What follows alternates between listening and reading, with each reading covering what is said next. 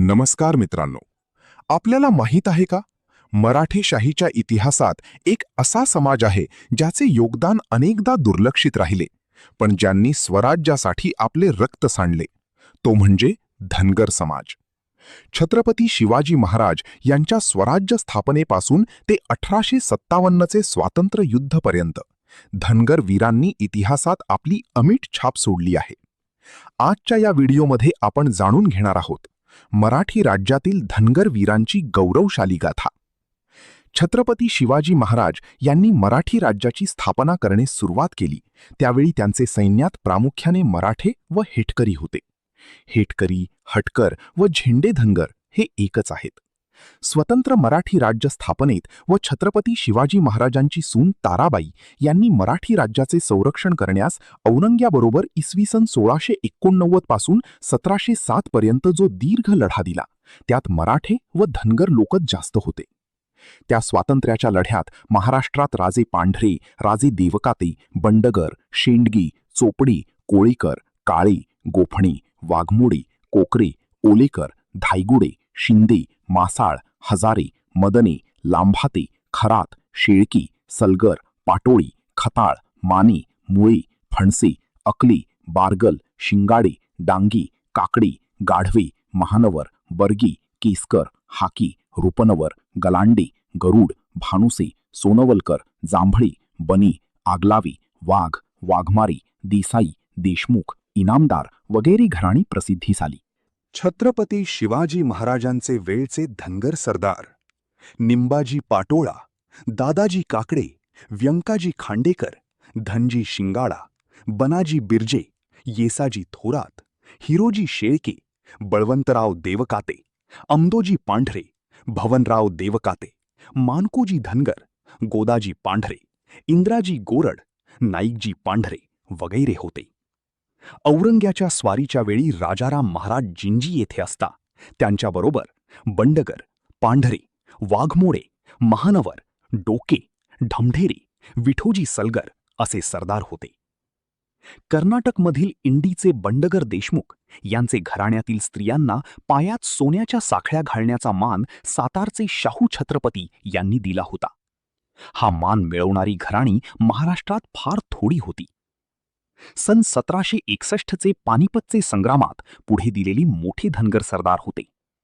सुभेदार मल्हारजी होळकर, रामराव खंडूजी देवकाते, मानाजी धायगुडे, मलकूजी माने, यमाजी गोफणे, रंगराव शिंगाडी, विठ्ठलराव पांढरे, गंगाजी शिंगाडी, यमाजी टकले, नारायणराव पांढरे, केरबा काळे, तुकोजी गाढवे, नरसिंगराव चोपडे, अनंतराव माने, शिवाजी शेळके, धावजी माने हे मोठे सरदार होते. यापैकी पहिले 3 सोडून बाकीचे सरदार धारातीर्थी पडले. याशिवाय लहान सरदार, शिलेदार व पायदळचे लोक अनेक ठार झाले व काही जिवंत परत आले. वरील सरदारांपैकी केरबा काळे हे इचलकरंजीचे असून त्यांची पत्नी नीराबाई सती गेली. तिचे वृंदावन इचलकरंजी येथे आहे. इंदोरचे पहिले तुकोजीराव होळकर यांचा चौथा मुलगा यशवंतराव याने सन 1804 मध्ये दुआबाते कर्नल मॉन्सन याचा पराभव करून इंग्रजी सैन्याची फार नासाडी केली. त्याच साली फरकाबाद येथे यशवंतरावांचा पराभव झाला व ते पंजाबात गेले. तेथे यशवंतरावाचे नाव ऐकून त्यांचे भोवती अनेक सैनिक जमले. ते सैनिक घेऊन यशवंतरावाने कर्नल मॉन्सन याचा पराभव केला. या युद्धात इंग्रजांचे इतके नुकसान झाले की इंग्रजांनी होळकरांकडे तैनाती फौज ठेवण्याचा नाद सोडून देऊन यशवंतरावांबरोबर बरोबरीचे नात्याने सन 1805 मध्ये तह केला. अजिंक्य समजल्या गेलेल्या इंग्रज सैन्याला यशवंतरावांनी दिलेला मार पाहिल्यावर आपल्याला नेपोलियन बोनापार्टची आठवण होते. नेपोलियन व यशवंतराव समकालीन होते व दोघांचा शत्रू एकच होता. रियासतकार सरदेसाई यांनी म्हटले आहे, यशवंतराव अंतःकरणाचा उदार, गरिबांचा कनवाळू, हाताखालच्या लोकांना जीवापाड जपणारा.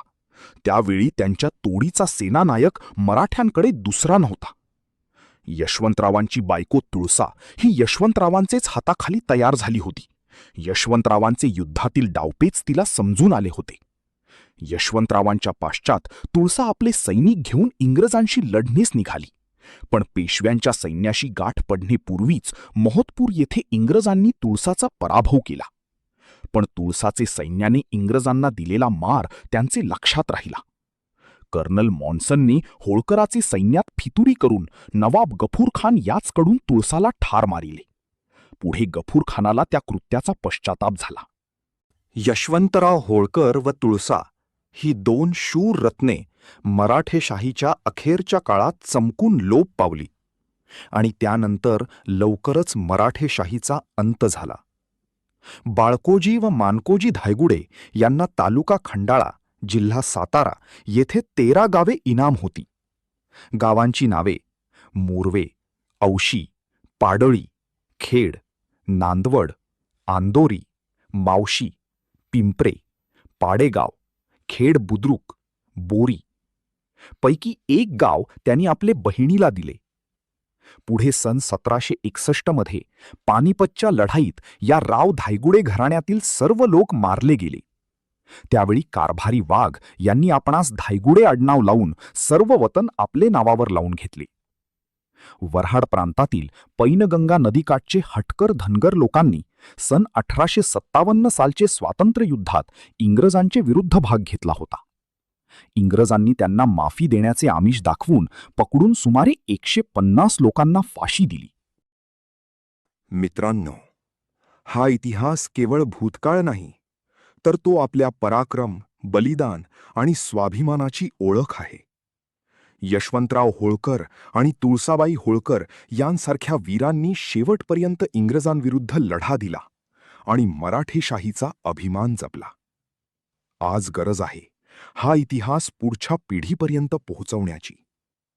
जर तुम्हाला हा व्हिडिओ आवडला असेल तर लाईक करा, शेअर करा आणि चॅनलला सबस्क्राईब करायला विसरू नका. जय महाराष्ट्र.